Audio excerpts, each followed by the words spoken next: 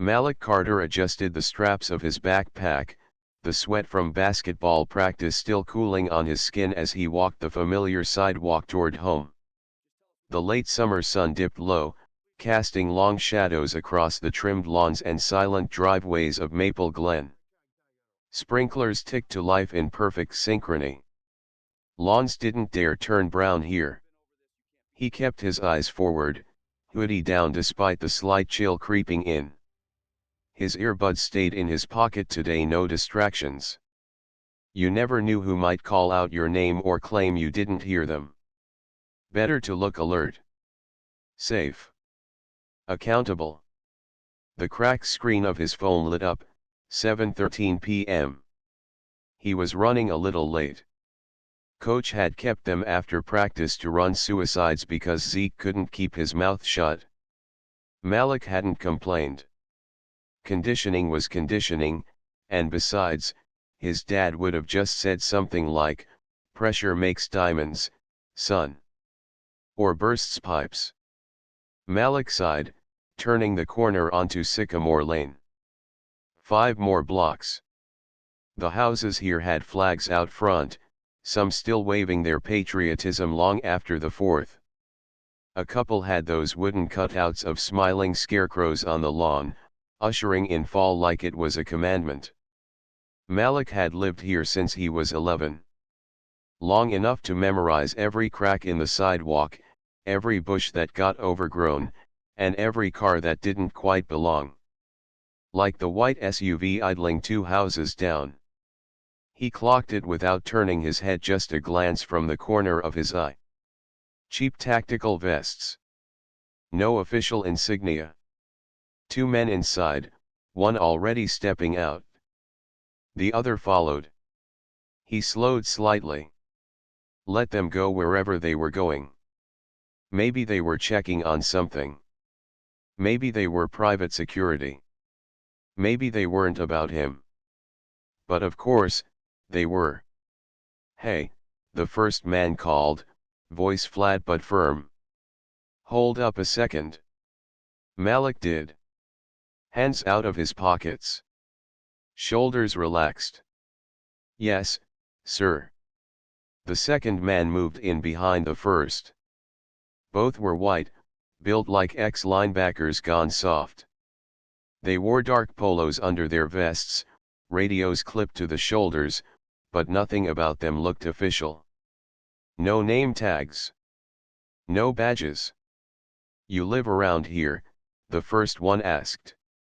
"Yes, sir," Malik repeated. "Just coming back from basketball practice." "Which house?" "2 blocks that way. 2127 Sycamore. Been here 5 years. Got any ID on you?" Malik hesitated. He did. "School ID?" "Nothing else?" "Yes, I do," he said slowly, "but, can I ask what this is about?" "You match a description," the second one said, arms crossed. His eyes didn't blink much. "Seen someone loitering around earlier. Lotta break-ins lately." Malik blinked. He hadn't heard of any break-ins. And matching a description was always vague enough to mean, you. "I'm just walking home," Malik said, still calm. "Same way I go every day." "You getting smart?" the first man asked, stepping closer. "No, sir. Just explaining." He reached slowly for his backpack, unzipped it partway. Showed the top of his ID, not pulling it all the way out. "Here's my school ID." The man didn't take it. He just stared at Malik's hand like it was holding something dangerous. "You got anything else in there we should know about?" Malik's heartbeat picked up. "Just books. Gym clothes. My laptop." "You mind if we take a look?" the second one asked. "I'd rather not," Malik said, careful. "Unless you're police. I don't think you have the right to search me." The air cooled instantly. The first man stepped forward and reached out, grabbed Malik's arm just above the elbow. "Listen, son." A motion light snapped on across the street, flooded the sidewalk in sudden white glare. The man froze. So did Malik. A neighbor's porch camera whirred, faint but audible in the silence. From the house, a silhouette appeared at the window, Mrs. Kepler, her reading glasses reflecting the glow. The man let go. Malik stepped back. The two men exchanged glances. "Just doing our job," one muttered.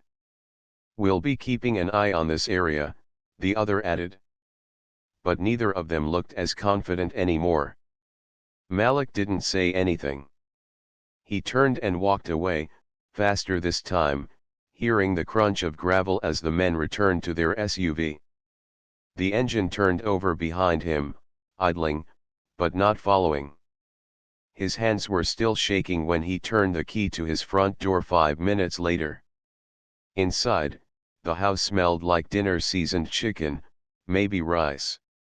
His dad's voice rumbled from the back room, on a call. The TV was on low in the living room, some procedural crime show playing. Malik dropped his backpack by the stairs and sat on the bottom step, staring at the floor. The world outside had been a chessboard since he was 12. Every move calculated. Every step deliberate. Speak clearly. Keep your hands visible. Don't run. Don't mouth off. Don't forget this place tolerates you. It doesn't welcome you. His dad said things were better than they used to be. Malik didn't know what better was supposed to feel like. His phone buzzed. A text from Jamal: "Yo, did coach say we have morning drills tomorrow?" Malik stared at it for a moment before typing back, "Yeah. 6:30, bring water." He stood up slowly and made his way to his room, laptop already on his mind. There was a coding project due Friday, Python simulation of a coin toss, but he wanted to build something cooler. Something with logic and structure and rules that made sense. Because outside was chaos pretending to be order. And some days, the light only saved you if someone happened to be watching. Malik sat on the edge of his bed, still in the same clothes he'd worn outside. His hoodie, damp with sweat, clung to his back. He hadn't said a word since coming home. The door clicked shut behind him, shutting out the world, but the feeling hadn't followed. He still felt exposed. The fake cops were gone. The neighbor, Mrs. Ortega, had come outside just in time, waving her arms and yelling that Malik lived there. "I've known that boy since he was a toddler," she had shouted. They looked at her, looked at each other, then mumbled something about a misunderstanding and drove off in their unmarked SUV. Malik hadn't said anything then either. Now, hours later, his heart hadn't slowed down. He grabbed his phone from the nightstand and opened the Ring app. The footage was there, clear as day. His own face, twisted in confusion and fear. The fake cops barking questions, demanding ID, one of them inching his hand toward his waistband. Malik selected the file and hit delete. The notification vanished. A tremor of satisfaction passed through him, but it was thin. Hollow. Like covering a crack in a dam with a strip of tape. From the hallway, Malik heard the low hum of the television and the occasional creak of the old floorboards. His dad was home. Probably sitting on the couch with a laptop balanced on one knee and a mug of reheated coffee in hand, reviewing case files like always. Special Agent Marcus Carter. To the rest of the world, that title carried weight. Authority. Power. But to Malik, he was just dad, funny, strict, and sometimes so tired that he fell asleep mid-conversation. Malik thought about going out there, telling him what happened. But how would that go? Some guys pretending to be cops tried to pin me up outside our house. Marcus would ask for details. He'd want names. He'd get that narrow-eyed look that meant he was working through every possible threat scenario in his head. Then he'd probably make a dozen phone calls before Malik even finished the story. Worst of all, he'd look at Malik like he needed protection. Like he couldn't handle himself. Malik set the phone down and stared at the wall. The silence stretched long and thin. In the living room, Marcus clicked through security camera feeds. Half his attention was on the footage, the other half on Malik. Something was off. The usual Malik came home with loud music in his headphones and a sarcastic comment ready for any question about his day. But today nothing. No earbuds. No banter. Just a quiet hey and a quick retreat to his room. Marcus could still see it, Malik walking in with shoulders tight and jaw clenched. That wasn't just teen moodiness. That was something else. He closed the laptop and reached for his phone. A new notification pinged. Trending now, black teen harassed by fake cops outside his own home. Marcus's stomach dropped before he even opened the link. The video auto-played. The angles were grainy, probably taken from a different neighbor's camera. But it was clear enough. Two men in knockoff uniforms cornering a teenager on the sidewalk. One of them stepping too close. The kid trying to explain.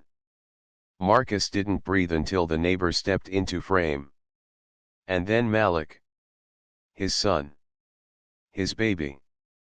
Marcus shot to his feet, the phone clattering onto the coffee table. He stormed to the hallway, but stopped just short of Malik's door. His hand hovered above the doorknob. Knock. Burst in? He did neither. Instead, he stood there, fists clenched, jaw locked, trying to think through the storm in his chest. Inside, Malik sat frozen. His phone buzzed with a group text notification. Group chat, MHS Debate Squad. Yo Malik, is this you? Bro, what the hell, you good? Malik's breath caught. His fingers trembled as he unlocked the screen. It was the video. Someone had clipped it? Shared it? It already had over 15,000 views and counting. The comments were a mix of outrage, support, and ignorance. This is why we don't trust any authority. Fake cops? Real enough to ruin that kid's day. Why didn't he just show ID though? He's lucky that neighbor came out. This is why my kid ain't even allowed to walk alone anymore. Malik threw the phone face down onto the bed. He couldn't hide now. The whole school would see. Teachers. Friends. Enemies. Everyone. And the worst part, the moment caught on tape wasn't just scary. It was humiliating. He looked scared. Powerless. And that's not how Malik wanted to be remembered. Marcus finally knocked. 3 short raps. Firm. Familiar. Malik didn't answer at first. But after a moment, he said, "Yeah." The door opened, and Marcus stepped inside. His eyes locked onto Malik's, then dropped to the phone on the bed. "I saw the video," he said, voice calm but tight. Malik didn't respond. Marcus walked in and sat on the edge of the bed. "You wanna tell me what happened?" Malik stared at the wall. "It's nothing. I'm fine." "You're not fine," Marcus said. "2 men impersonating officers tried to intimidate you outside our house. That's not nothing." "They didn't do anything," Malik said, voice sharper than he meant. "They let me go. Only after a neighbor vouched for you. You think that's okay?" Malik turned, frustrated. "I don't know. I didn't call you because I didn't want to make it a thing. I just wanted to forget it. Marcus leaned forward, elbows on his knees. You think forgetting makes you strong? Malik flinched. I think making a big deal out of it makes me look weak. Marcus's eyes softened. No. It makes you human. They sat in silence for a long moment. Then Marcus added, when I joined the Bureau, I swore to protect people from exactly this kind of thing. I've chased men like that down. Investigated them. Locked them up. He paused. But it's different when it's your own kid. Malik looked away. Marcus continued, quieter now. You did nothing wrong. And I don't care how calm you looked or how strong you tried to be, you didn't deserve that. And you don't have to carry it alone. Malik swallowed hard. The fight in his shoulders began to ease, just a little. Did you delete the footage from our ring? Marcus asked. Malik nodded. I get it, Marcus said. But next time don't erase your story. We need it. People need to see it. Malik glanced down. People already have. Marcus raised an eyebrow. Malik handed him the phone. It's already viral. Someone else posted it? Marcus studied the screen, then set the phone aside. He pulled his son into a tight hug. One Malik didn't resist. I'm going to find out who those men were, Marcus said. They won't touch another kid. Not on my watch. Malik didn't respond right away, but he held on a little longer than usual. That night, while Malik finally slept, Marcus sat back at his laptop, heart still pounding. He ran facial recognition on the video frames. Checked local PD records. Cross-referenced stolen badge reports. He was going to hunt them down. Not just because it was his job, but because for the first time in his career, the case was personal.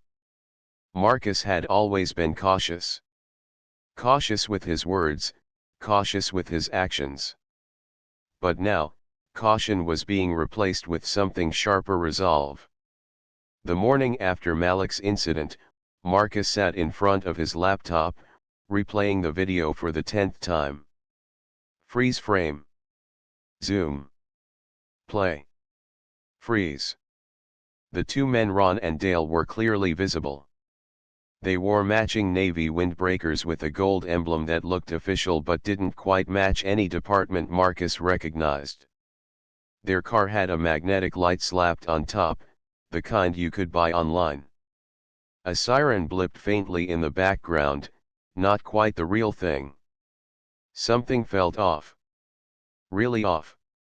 He minimized the video and opened another tab, Neighborhood Patrol Laws State. An hour later, Marcus had a yellow legal pad full of notes and a headache.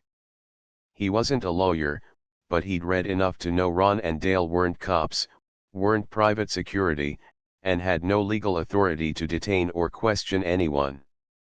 Not even close. They weren't just nosy neighbors, they were pretending to be something they weren't. He checked social media again. The video was gaining traction.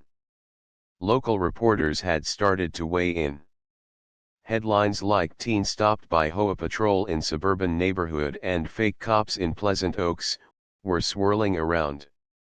Malik hadn't said much since the video went viral, but Marcus knew the silence wasn't peace, it was pressure.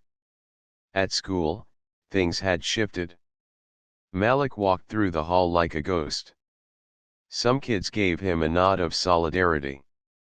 Others looked away. And a few were louder than usual. "Yo, Malik," a boy in a varsity jacket called out in the hallway. "You get that Oscar yet, or what?" Laughter. Not the kind you could brush off. Malik didn't stop walking. Marcus did. He turned, eyes locked on the kid. "Say that again." The boy smirked. Relax. Just saying, if I knew getting stopped by rent-a-cops got you famous, I'd try it too. That what you think this is? Marcus stepped closer, voice low. A publicity stunt. Man, it's not even that serious. They didn't touch him. Marcus wanted to swing, but he didn't. Instead, he gave the kid a tight nod and turned back toward class. Malik was already gone. By lunch, the school felt like a powder keg. Malik sat at the far end of the cafeteria with two other kids. His shoulders were hunched. His tray untouched. Marcus slid into the seat across from him. "You good?" he asked. Malik didn't answer right away. When he looked up, his eyes were tired. You ever feel like you're stuck in someone else's game? Like no matter what move you make, you lose. Every day, Marcus said quietly. They're saying I'm doing this for clout. That I made it all up. Let them talk. Easy for you to say. Marcus's jaw clenched. No, it's not. I've been digging. Those guys Ron and Dale, they're not just neighbors. They've got fake badges, fake lights, fake everything. They're pretending to be something they're not. Malik looked up, brow furrowed. I checked with the county, Marcus continued. There's no registered community patrol. No permits. No training. Nothing. They're just two dudes playing dress up with real consequences. Malik's mouth twitched, something between a laugh and a sigh. So what now? We shine light on it. Real light. Not just TikTok. I'm talking the news, the council, maybe even lawyers. Malik looked away. I didn't ask for this. I know, Marcus said. But it found you anyway. Meanwhile, the HOA board was silent. Emails went unanswered. No public statement. No emergency meeting. Nothing. But Marcus wasn't done. That evening, he dragged his mom into the living room, laptop in hand. Mom, look at this, he said, pulling up a screen grab from the video. He pointed at the badge. That's not from any official agency. And look, he pulled up a listing from an online store. You can buy the same one for $20. Same with the light bar. His mom stared at the screen, her lips pressed into a tight line. And no one's doing anything. Not yet. She exhaled sharply. Well, maybe it's time someone did. The next day, Marcus emailed the local news station. Attached the video. Included screenshots. Hyperlinks. Everything. He didn't stop there. He sent it to a civil rights group based in the city. Then to a lawyer his aunt knew who specialized in community law.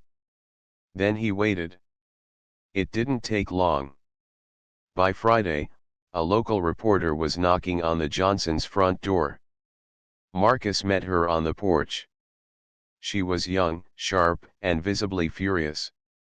They posed as law enforcement, she asked, scribbling notes. Yep. And the HOA hasn't said a word. Not a single one. The story aired that night. Unauthorized patrol in Pleasant Oaks sparks controversy. Malik watched it from his couch, silent. His mom sat next to him, hand on his shoulder. This isn't over, she said softly. I know, he whispered. By Monday, pressure mounted. The HOA held a closed-door meeting which really meant no residents allowed. But word got out anyway. Ron and Dale had been asked to suspend activities. Not fired. Not reprimanded. Just told to pause. Marcus was livid. They're being protected, he told Malik. They should be charged with impersonating officers. But they won't be, Malik said. Not here. Not now. Marcus opened his mouth to argue, then stopped. Malik wasn't being defeatist, he was being realistic. This wasn't new. Just new to them. On Tuesday, a group of students organized a walkout. It wasn't huge, maybe 40 kids, but they carried signs. Badges don't equal authority, we stand with Malik, and safety is not equal to surveillance. Marcus didn't expect Malik to come. But he did. He stood near the back, hands in his pockets, hoodie up. When a reporter shoved a mic toward him, he didn't speak. Just held up a sign someone had given him, being black isn't probable cause. That image ended up on the front page of the Tribune the next morning. And now, no one could ignore it. Later that week, Marcus sat in front of his laptop again, staring at another email. This one from the county sheriff's office. We are aware of the situation involving unauthorized security activities in Pleasant Oaks and are currently investigating the individuals involved for possible impersonation of law enforcement. It wasn't a victory. Not yet. But it was a start. He clicked over to the neighborhood Facebook group. A new post had gone up, reminder, our community thrives on mutual respect and civility. Recent events have stirred division, but we ask all residents to refrain from inflammatory language and remember our shared values. No mention of Malik. No mention of Ron and Dale. Just vague division. Marcus stared at the screen, then closed the tab. Some people weren't going to change. Not unless they were made to. He glanced over at Malik's latest message, they tried to bury me. Didn't know I was a seed. Marcus smiled, just a little. The Hoa boardroom, once a place of drab monotony, was now packed to the brim. Folding chairs lined the back wall, and neighbors stood shoulder to shoulder along the exit, craning to see what promised to be the most talked about meeting in Oak Ridge Glen history. Marcus stood at the center, arms folded, his calm gaze scanning the room. The murmurs died as he took a step forward, placing a worn leather folder onto the table in front of him. Dale sat stiffly at the far end, posture rigid. Ron flanked him, his arms crossed in a show of forced indifference. A few board members exchanged uncertain glances. There was tension, yes, but also anticipation. Before we begin, Marcus said, his voice measured but firm, I'd like to formally introduce myself. He opened the folder. I'm Special Agent Marcus Bell, FBI. A collective gasp rippled through the room. Phones lifted discreetly. Whispers gave way to stunned silence. Marcus held up his credentials, letting them linger in the light. For weeks now, he continued, I've been investigating a pattern of intimidation and harassment within this community, much of it orchestrated under the guise of Hoa enforcement. He turned toward Dale, then Ron. And today, I'm here to talk about you too. Dale smirked, but there was no confidence behind it. Ron shifted uncomfortably in his seat. I ran your backgrounds, Marcus said, flipping through a thin stack of documents. Dale, ring any bells with the Los Angeles Police Department's recruitment office? Dale's jaw tightened. You applied in 2009. Failed the psych eval. History of anger management issues. And after being rejected, you spent the next several years posing as a community security consultant, a title with no legal basis. A few neighbors audibly gasped. As for you, Ron, Marcus turned the page. You've got 3 recorded misdemeanors for harassment. 2 involved neighbors in previous housing complexes. You moved here 2 years ago right after the last HOA you were involved with formally banned you from attending meetings due to threatening behavior. Someone near the front of the room cursed under their breath. Ron stood suddenly. This is a witch hunt. No, Marcus said, voice sharp. This is accountability. The room erupted. Several board members demanded to know why they weren't informed of these histories. A woman in the second row shouted, "Is this who we've been letting run things?" A man near the back murmured, "I knew something was off about those two." Dale's face flushed a deep red. "You think you can come in here with your badge and slander us?" "I'm not slandering anyone," Marcus said, tapping the folder. "Everything here is documented.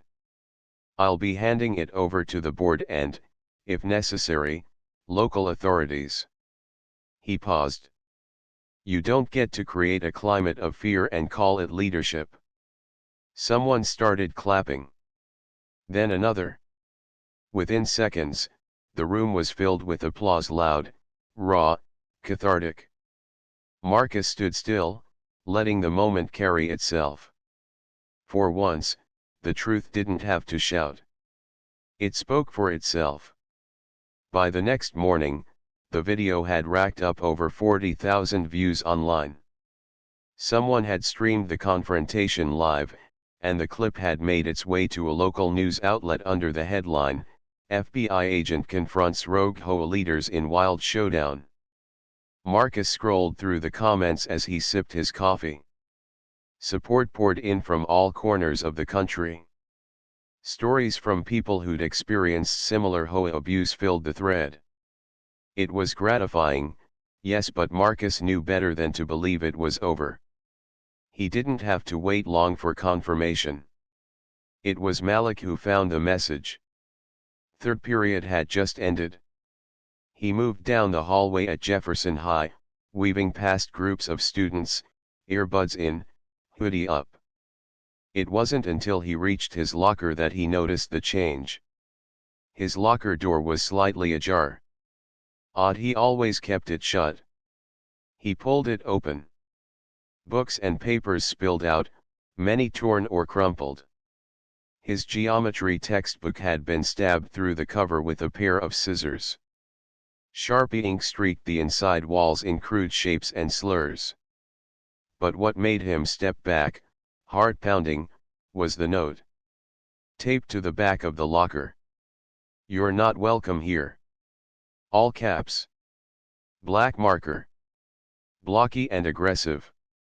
He stood frozen for a beat, then ripped it down, shoving the papers back in. A few students nearby glanced his way, but no one said anything. Malik didn't report it right away. He knew how that game played out. Instead, he texted Marcus. "Malik, they messed with my locker." Left a message. "We need to talk. ASAP." Marcus met him in the school parking lot an hour later. Malik climbed into the car, eyes down, the note clutched in one hand. Marcus took one look at it and sighed. "This wasn't random," Malik muttered. "No," Marcus agreed. "It's retaliation." "You think it was Ron and Dale?" "If not directly, then someone they sent. Or someone who saw the video and decided to act on their behalf." Malik leaned his head back against the seat, jaw tight. "I thought we were done with this." "They're losing control," Marcus said. "That makes them dangerous." Back in Oak Ridge Glen, the fallout had begun. Dale and Ron were suspended from the board pending a formal review. Dale issued a rambling Facebook post blaming deep state actors and cancel culture. Ron hadn't been seen in 2 days. But Marcus wasn't convinced they were done. He started noticing a car parked outside his home late at night. Never the same plate twice. Malik mentioned someone following him after school. Marcus filed reports, contacted local law enforcement, and tightened security, but he knew that wasn't enough. Bullies backed into a corner didn't go quietly. 3 days later, Marcus found something in his mailbox. No return address. Just a plain envelope. Inside, a printout of Malik's school schedule. Highlighted. Annotated. And beneath it, typed in bold font, "Still watching." Marcus stared at it for a long time, the gears turning in his head. This wasn't just petty revenge anymore. It was escalation. And he was done waiting. That evening, he called a private meeting with the HOA board minus Ron and Dale. They met at the community center under lock and key. No phones. No recording. "I'm going to request a formal investigation," Marcus said. "And I'm not just talking about HOA violations. If we're dealing with stalking, intimidation, or worse, then this goes to the next level." The board president, a graying woman named Linda Tran, nodded solemnly. "We back you. Just tell us what you need." Marcus looked around the room. The fear was still there, but now it was laced with resolve. "They wanted to scare us into silence," he said. "But that only works if we stop talking." Later that night, as Marcus walked Malik to his room, he paused at the door. "We're not just cleaning up a mess here," Marcus said. "We're setting a precedent. People like Dale and Ron count on others being too afraid to speak up." Malik nodded. "Not anymore." Marcus gave a faint smile. "No. Not anymore." But even as the door closed behind him, Marcus kept his hand near the Glock on his hip. Because bullies didn't go quietly. And this story wasn't over yet. The house was too quiet. The kind of quiet that hummed in Malik's ears, pressed against his skull like a vice. It had been 3 days since the meeting. 3 days of his dad pacing, the neighborhood rumbling with half-truths, and Malik drifting through his life like a ghost. School felt like a trap, home even worse. Tonight, Marcus sat at the kitchen table, half lit by the overhead light, fiddling with the laces of his work boots. His hands moved, but his eyes were distant, focused somewhere far away. Malik stood in the hallway, watching. He hated the way Marcus had shrunk since the incident. The strength that used to radiate from his father now felt hollow, performative. Like armor too dented to serve its purpose. "I could have died," Malik said finally. Marcus looked up, startled. "What?" "That night. Ron and Dale had guns. They could have shot me. And you just told me to stay calm. To obey." Marcus's lips tightened. "I told you what I thought would keep you alive. You told me to be quiet. To not move. Like I was some kind of threat just for breathing." Malik's voice cracked. "You should have stopped them. I didn't know what they were going to do. You knew enough." Malik stepped into the kitchen. "You knew how they saw me. You knew what they were like. And you still told me to freeze." Marcus stood now, shoulders stiff. "I was trying to keep you from getting hurt." "Well, it didn't work," Malik shot back. "I still got hurt.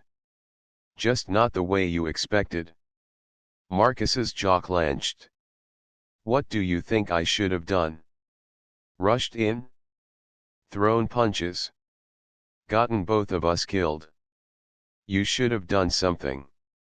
Malik's fists were balled now. "Because all I remember is you standing there, watching. And them touching me, yelling at me like I was a criminal. And you let it happen." Silence hung thick in the room. The only sound was the slow buzz of the refrigerator. "I was trying to teach you something," Marcus said finally, his voice low. How to survive in a world that don't want you. Malik laughed bitterly. Survive? That's your plan? To raise me into another black man who gets humiliated and swallows it? I didn't swallow it. You did. Malik's voice cracked again. Every time you looked away, every time you told me to calm down when I was right to be angry, you swallowed it. And now you want me to learn how to do the same. Marcus stared at him, pain flickering in his eyes. I was trying to make you strong enough, he said. I thought if you could just keep your head down, learn to play the game, maybe you'd make it through. Malik's chest rose and fell. The silence after those words didn't feel like relief, it felt like a wound finally exposed. I don't want to play that game anymore, he said. I'm not gonna let people hurt me and call it survival. Marcus took a deep breath, then nodded, slowly. Then maybe it's time we stop surviving. And start fighting. Malik blinked. He hadn't expected agreement. Together, Marcus added. If you'll let me. For the first time in days, Malik looked at his dad and saw a flicker of the man he used to admire, not perfect, but present. Real. Someone trying, even if he didn't have all the answers. They didn't hug. No dramatic moment. Just a quiet understanding, one that said we're still here. For now, that was enough. The next morning, the storm outside their house wasn't weather, it was narrative. The media had shifted. Ron and Dale were suddenly being painted as misunderstood community watch members who were just trying to keep the neighborhood safe. A local news station even ran a segment titled Volunteers Under Fire, showing old footage of Ron handing out water bottles at a block party. The HOA issued a public statement condemning the rush to judgment. No mention of Malik. No apology. Just a lot of talk about due process and respecting volunteers. I told you, Samira said, shoving her phone across the lunch table. They're flipping it. Now it's about how hard it is to be a white man trying to help in a diverse community. Malik barely skimmed the article. His hands were shaking. People are eating this up, she continued. Comments are all like, you can't do anything nice these days without being called a racist. They were racists, Malik muttered. Doesn't matter, she replied. Perception wins. And they've got a head start.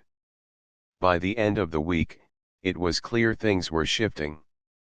A support Ron and Dale petition started circulating. Yard signs popped up on lawns, mostly the ones near the HOA president's house. The quiet streets of Northbridge began to hum with tension. Then the first protest happened. It started small. A few dozen people, mostly students, and a couple community organizers from outside the neighborhood. They stood at the entrance of the subdivision, holding signs that read, "Justice for Malik, no more HOA cover-ups, being black is not a threat." Malik hadn't planned on going. But when he saw the pictures on his phone, something in him shifted. He didn't want to be invisible anymore. He stood at the edge of the crowd, hoodie pulled low, unsure if he was ready. Then he heard someone shout his name. Malik. That's him. A cheer went up. Not a big one, but enough to reach his ears. People turned, smiled, waved. A stranger handed him a sign. It read, "We believe you." He hadn't realized how much he needed those words. That night, someone threw a rock through their window. It happened just after midnight. A shatter. A scream. Glass across the living room carpet. Marcus ran out with a bat in his hand, but the street was empty. No cars. No footsteps. Just the sound of a security alarm blaring 2 houses down. They didn't call the police. What were they going to say? That someone sent a message and it landed? Malik helped sweep up the glass. He didn't speak. Didn't need to. The message was clear. You're not safe here. But Malik wasn't afraid anymore. He was angry. Done being quiet. Done being polite. Done pretending things would fix themselves. When the next protest was announced twice as big, this time he signed up to speak. Marcus stood in the back of the crowd that day, arms folded, nodding as Malik stepped onto the small makeshift stage. His voice shook for the first 10 seconds. But then it didn't. I didn't ask to be a symbol, he said. I didn't ask to be assaulted. But it happened. And I'm not going to disappear so everyone else can pretend it didn't. Cheers. Applause. He looked at the cameras. Right into the lens. To everyone who's trying to silence me, I see you. And I'm not going away. Marcus sat on the edge of his bed, half-dressed, tie hanging limp around his neck. The morning sun filtered in through half-closed blinds, casting long bars of light across the floor. His phone buzzed on the nightstand again. Another message from the precinct. Another voicemail from Captain Hernandez. Another reminder that the walls were closing in. Down the hall, Malik's door was shut. Quiet. That new kind of quiet, the heavy, bristling kind that felt like it was loaded with everything unspoken between them. Marcus hadn't heard his son leave the room this morning. No breakfast. No conversation. The silence was worse than yelling. He picked up the phone, thumb hovering over the screen. He should answer. He knew that. But the moment he did, he'd be pulled back into the chaos, back into the station, into the storm of questions, investigations, and media pressure that had only grown since the video dropped. He let the call go to voicemail. Across the city, the FBI was ramping up. A federal civil rights investigation was underway, official now. No more whispers. The video of the stop, the aggressive takedown, the shouting match, and the silence from local authorities had gone viral. Pressure from community leaders and national activists had done what internal complaints never could, forced action. Marcus had been pulled from active duty pending review. Administrative leave sounded clean on paper. But it didn't feel clean. It felt like exile. Downstairs, Malik finally emerged. He wore a black hoodie, headphones looped around his neck, and a worn backpack slung over one shoulder. Marcus met him at the bottom of the stairs. "Where you headed?" Marcus asked. "Library," Malik replied, not meeting his eyes. "You been spending a lot of time there lately?" "Yeah. Doing research. Talking to people."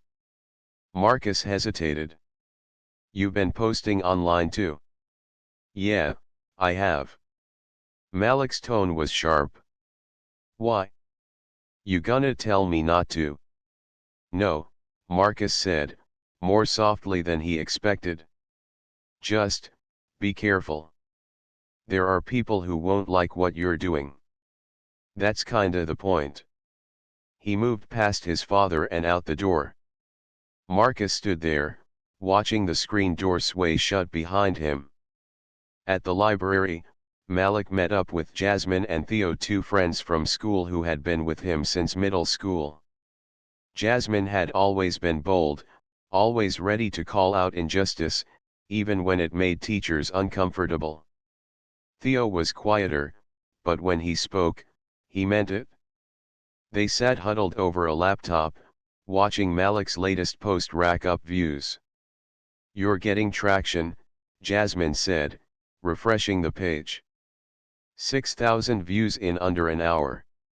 "And look, someone from the Coalition for Police Accountability shared it."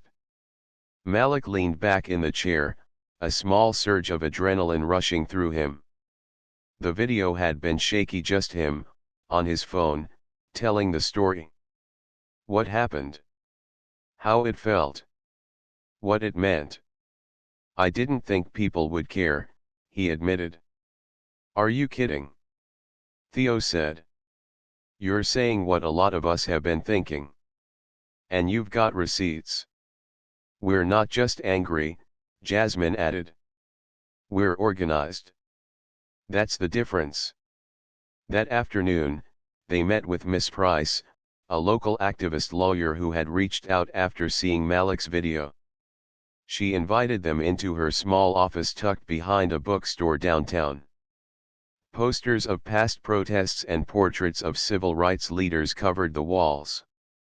You've got something powerful, she told Malik, folding her hands on her desk. And I think we can use it. But if you're going to keep speaking out, you need to know your rights. You need to be ready. She handed him a packet Know Your Rights material, guidelines on filming police, and a summary of what legal protections he had. What about the guys who stopped me? Malik asked. Ron and Dale. Miss Price's expression darkened. Private security groups are in a legal gray area. Technically, they're civilians. But if they're armed, that's different. And dangerous. Later that week, Malik's neighbor, Mr. Ramirez, knocked on their door. He was in his 70s, usually kept to himself, but he'd come forward with something unexpected: a longer video of the incident. He'd been filming from his porch and caught not just the confrontation, but the aftermath. The way Dale laughed. The way Ron adjusted his grip on Malik's wrist even after he was clearly subdued. I didn't know what to do with it, Mr. Ramirez said, handing over the USB drive. But I figured, you should have it. Malik watched the footage that night, fists clenched. It was worse than he remembered. The casualness. The smugness. The sense of power. He uploaded it with a caption, "There's more to the story." Always is. Meanwhile, Marcus sat across from federal agents in a plain room with a humming overhead light. They asked questions carefully, too carefully. When did you become aware of Ron's involvement? Did you approve any off-duty patrol activity? What was your relationship with Dale prior to the incident? Marcus kept his answers clipped, professional. But internally, he was unraveling. Every question chipped away at the careful line he'd walked between being a cop and being a father, between enforcing the law and protecting his own. By the time he got home, he was drained. The news was on. Again. Malik's face appeared in a segment speaking into the camera, his voice clear and firm. Marcus sat on the couch and listened. I'm not just angry. I'm exhausted. This happens too often, and no one does anything until it goes viral. But this time, I'm not staying quiet. Marcus stared at the screen, caught between pride and fear. The next day, Jasmine texted Malik in all caps, "You need to see this." A new post was circulating in a neighborhood Facebook group, an invitation from Ron and Dale for a community safety patrol. The post was accompanied by a photo of them at a local shooting range, smiling behind a table full of firearms. Malik's stomach dropped. They're planning another patrol, Jasmine confirmed over the phone. And this time, they're bringing guns. Malik felt the pressure building like a kettle just about to blow. The line between protection and provocation was being crossed again, right in front of everyone. He opened his notebook. Started writing. Post, September 18th. They're gearing up. Armed now. But we see them. And we're not going to be quiet. This isn't just about me anymore. This is about every kid who walks home with a hoodie on and a target on their back.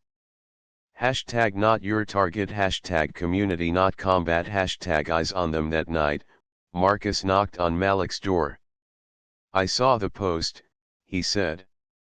Malik looked up from his laptop. "You scared?" Marcus asked. "Of course I am," Malik said. "But I'm more scared of what happens if I don't speak." Marcus hesitated, then sat down on the edge of the bed. "They're not going to back down." "Neither am I." Marcus nodded slowly. "Then I've got your back." It was the first thing they'd agreed on in weeks.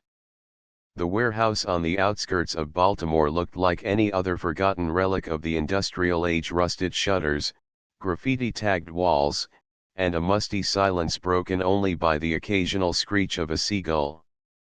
But tonight, it was wired to the teeth. Microphones tucked behind crates, cameras hidden in light fixtures, and unmarked vans humming silently down the block. Marcus leaned over the folding table inside the surveillance van, his eyes locked on the grainy feed flickering across 6 different monitors. "Audio check," he called out. Loud and clear, came the reply through his earpiece. It was Detective Lena Rodriguez, a local cop with more street intel than most FBI agents combined. She had her doubts about Marcus's off-duty crusade but agreed to help under the radar.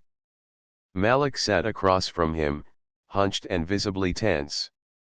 He wore a wire under his hoodie and carried a burner phone with a GPS tracker. His hands fidgeted in his lap, fingers twitching like they had their own nervous system. "I still don't like this," he muttered, eyes darting to the van door. "This whole thing could go sideways real fast." Marcus leaned in, voice firm but low. "You're the only one Ron and Dale trust enough to deal with directly. They think you're just a guy who knows how to keep his mouth shut." "I was," Malik replied. "Until I saw what they did to theology." A silence stretched between them, heavier than any siren or scream. Marcus finally nodded. "They won't walk away from this," he promised. "Not this time." The sting operation had taken days to plan. Officially, Marcus was still on mandatory leave pending the review board's decision about his conduct in the previous case. Unofficially, he wasn't letting 2 corrupt agents vanish behind their badges. He used every back-channel favor he could call in. An NSA tech who owed him a favor installed the surveillance gear. Lena brought in 2 trusted plainclothes officers to act as external cover, and his old FBI partner, Gina Voss, coordinated a rapid response team off-book. Ron and Dale had been running a black market trafficking ring under the guise of federal operations, coercing vulnerable immigrants, using confidential informants as disposable assets, and covering it all with just enough paperwork to survive surface-level audits. Malik had been their runner. Until he saw a teenage girl disappear after Dale promised she'd be relocated to safety. Until Theo, another informant, turned up dead in an alley with no signs of foul play written across the autopsy report. Tonight was about proof. Unambiguous, visual, and undeniable. "Target inbound," Lena's voice came through the comms. 2 male subjects. 1 SUV. ETA 4 minutes. Marcus adjusted the mic on his collar. "Everyone stay tight. Eyes up." Inside the warehouse, Malik waited by a crate marked HVAC supplies. It was empty, just a prop. The real transaction would be a duffel bag filled with flash drives containing falsified DHS clearance forms and confidential files Marcus had duplicated from a compromised system, just enough bait to make Ron bite. From the van, Marcus watched the SUV pull up on the northwest side. Ron stepped out first, sleek leather jacket, designer shades despite the hour. Dale followed, more jittery, scanning the area like he expected a sniper on every roof. Marcus's jaw clenched. There they are. Inside, the tension hit a boiling point as Ron approached Malik. "You bring the merch?" Ron asked casually, but his eyes were sharp, calculating. Malik nodded and gestured to the duffel at his feet. Dale knelt to unzip it, rifling through the flash drives. "You get this from Marcus?" Malik shrugged. "He doesn't know I still have access. Slipped in, copied what I needed, slipped out." Ron chuckled. "Told you this one was useful." Then he stepped closer, too close. He leaned in, voice lowered. "You sure no one's watching?" Malik kept his expression blank. "What, you think I'm stupid?" Ron stared at him a beat longer, then nodded. "Fair enough." Back in the van, Marcus was already signaling to the backup team. "Hold until the handoff," he ordered. "We need verbal confirmation. Something clear." Seconds later, it came. "We flip these and we're set," Dale said. "We'll pin it on the kid. Say he hacked in, went rogue. Internal Affairs won't look twice." "Good," Ron replied. "Let's get it done. The next batch ships out Sunday." Marcus keyed his mic. "That's it? Go." The warehouse doors burst open. "FBI? Hands where we can see them." Ron's hand went to his hip, but 3 red dots immediately appeared on his chest. "Don't!" Marcus shouted from the entryway, weapon raised. "Do not move." Ron froze. Dale dropped the duffel, hands in the air. Malik backed away, breathing hard, arms raised as the team poured in Lena's officers, Gina's backup unit, and 2 DOJ observers Marcus had looped in last minute for federal oversight. "You're done," Marcus told them, stepping forward, badge in hand. "We have it all: video, audio, financial records, witness testimony." Ron smirked.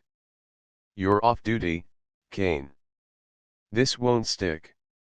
"Oh, I'm not alone anymore," Marcus said, stepping aside as Gina held up a signed federal warrant. "You're being charged under RICO statutes, obstruction of justice, human trafficking, and conspiracy," she read. "Anything you say can and will." Ron lunged. "Not for a gun. For Malik." Time froze for half a second and then chaos erupted. Ron tackled Malik to the ground, grabbing at the wire beneath his shirt. 2 agents pulled them apart, but not before Ron shouted, "You think the Bureau gives a damn about you? You're just another snitch." Malik spat blood onto the concrete. "Yeah? And you're just another coward hiding behind a badge." It took another 30 minutes to process the scene. Dale folded quickly, offered names, dates, even bank accounts. Ron said nothing, just stared at Marcus through the bars of the cruiser as they loaded him in. "You'll never clean this place up," Ron sneered. "They'll replace me tomorrow." "Maybe," Marcus replied. "But they won't be you." Later, back at the command post, Malik sat on the tailgate of an unmarked SUV, a blanket draped over his shoulders. Marcus handed him a bottle of water and sat beside him. "You all right?" Malik nodded slowly. "Never thought I'd see the day. Thought people like that always got away." "They do," Marcus said quietly. "Until someone like you steps up." Malik gave a tired laugh. "Didn't think I was the hero type." "You weren't. You were just done being afraid." "That's enough." They sat in silence for a moment before Malik turned to him. "What now?" Marcus looked out over the dark lot, the flashing lights, the sound of justice grinding slowly into motion. "Now," he said, We get ready for the fallout.